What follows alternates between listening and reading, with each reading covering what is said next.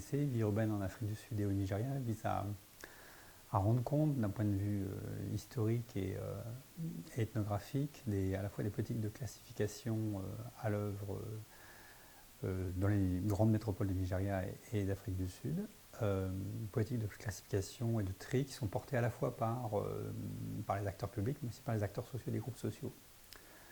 Et donc, il y a une certaine diversité d'objets dans l'ouvrage, mais aujourd'hui, je voudrais essentiellement parler de la seconde partie qui se focalise sur les formes d'organisation policière qu'on peut qualifier de non étatiques, donc à l'œuvre donc dans ces grandes métropoles, essentiellement Lagos et Ibadan au Nigeria et Cape Town et Johannesburg en Afrique du Sud.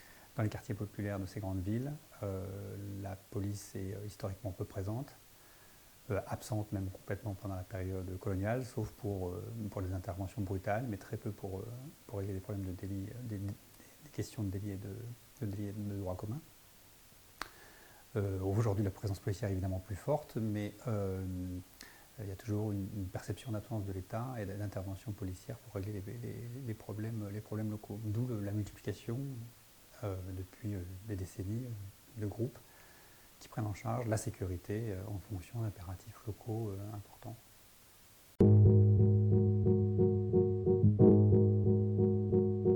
Le milieu criminel en Afrique du Sud, au Cap comme à Johannesburg, est beaucoup plus structuré, beaucoup plus violent, et avec la question de la drogue qui est devenue aussi centrale dans les années 80, ce qui n'est pas le cas au Nigeria. Donc la menace principale qui opère de la période coloniale et d'apartheid jusqu'à nos jours, c'est les jeunes qui traînent dans la rue. Voilà. Donc, quand bien même ces jeunes sont scolarisés, quand bien même ces jeunes ne font rien de mal, en fait, ça devient la perception de la menace. Et du coup, le principal mode opératoire de ces organisations est en gros, d'opérer un contrôle social sur la jeunesse, de faire en sorte qu'elle ne sorte pas le soir. Que dans le cas du Nigeria, la figure du jeune de quartier qui est délinquant et qui consomme de la drogue n'est pas une figure prévalente, c'est celle plutôt du jeune qui vient des quartiers voisins, ou même pas des quartiers voisins, mais qui vient d'ailleurs, qui vient de la grande route qui traverse ce quartier, ou la figure du bandit armé. Les formes que prennent la sécurité, c'est le bouclage du quartier la nuit, voilà, à partir de 10h, enfin ça dépend des heures des quartiers, mais ça dépend des quartiers. Entre 10h et minuit, il y a un couvre-feu qui s'installe dans le quartier, on ne peut plus rentrer ni sortir, sauf les résidents du quartier. Et donc ça, c'est vraiment lié à l'identification de cette menace. Et ça, c'est relativement systématique à l'ensemble des villes du Nigeria, en fait.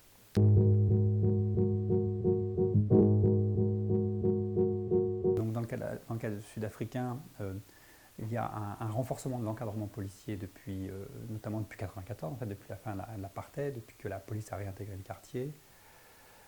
Et depuis que la police essaie de se rapprocher des populations. Mais ça a comme corollaire, ou comme conséquence, effectivement, d'encadrer davantage les organisations vigilantes qui, et c'est un peu une question controversée en Afrique du Sud, qui me paraissent, moi, en tout cas dans mon cas, dans les quartiers que j'ai étudiés, dans les Cape Flats, me paraissent sensiblement moins violentes que pendant la période d'apartheid.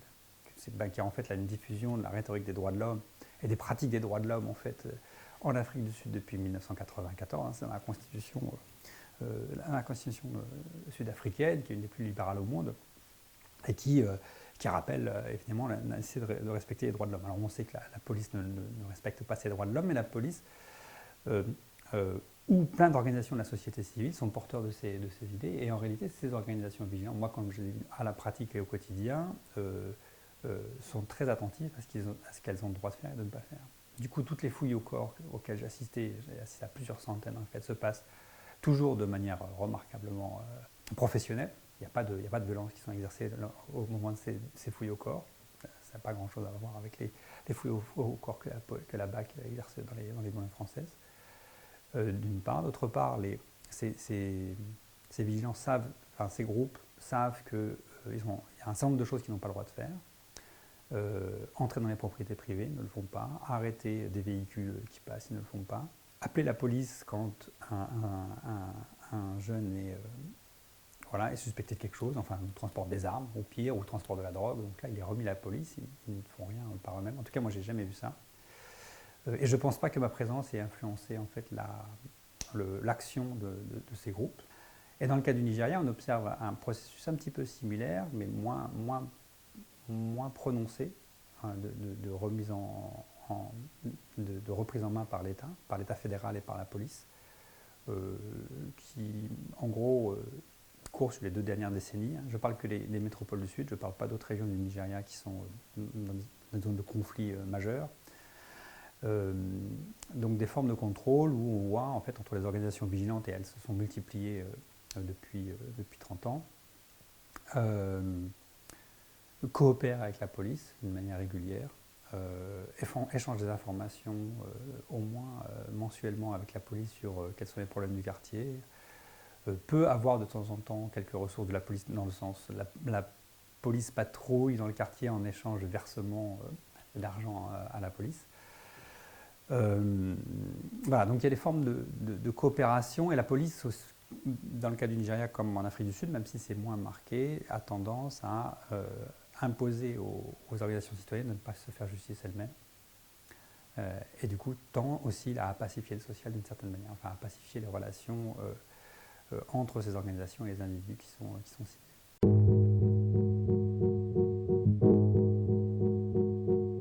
Donc là encore, le cas des Cape Flats est le plus significatif. Donc les Cape Flats, en gros, c'est des appartements, enfin des immeubles prévus pour faire du logement social dans les années 50 et 60. Alors, du logement social, mais d'encasernement dans le cadre de l'apartheid. Donc les populations qui auparavant, populations noires, colorées, blanches et indiennes qui auparavant habitaient dans le même centre-ville ou à la périphérie du Cap, étaient mélangées d'un point de vue racial et social, et donc l'apartheid met fin à ce mélange, elle met fin à ces quartiers mixtes, en quelque sorte. Et donc, renvoie les populations noires dans les campagnes, trie les populations noires qui ont des droits de résidence en ville et les sépare des populations colored, qui est une minorité à l'échelle nationale, mais une majorité dans cette région.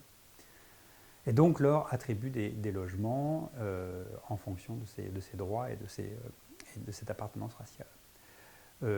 En faisant ça, l'apartheid détruit l'existence de solidarité familiale, de solidarité économique qui préexistait dans les quartiers anciens.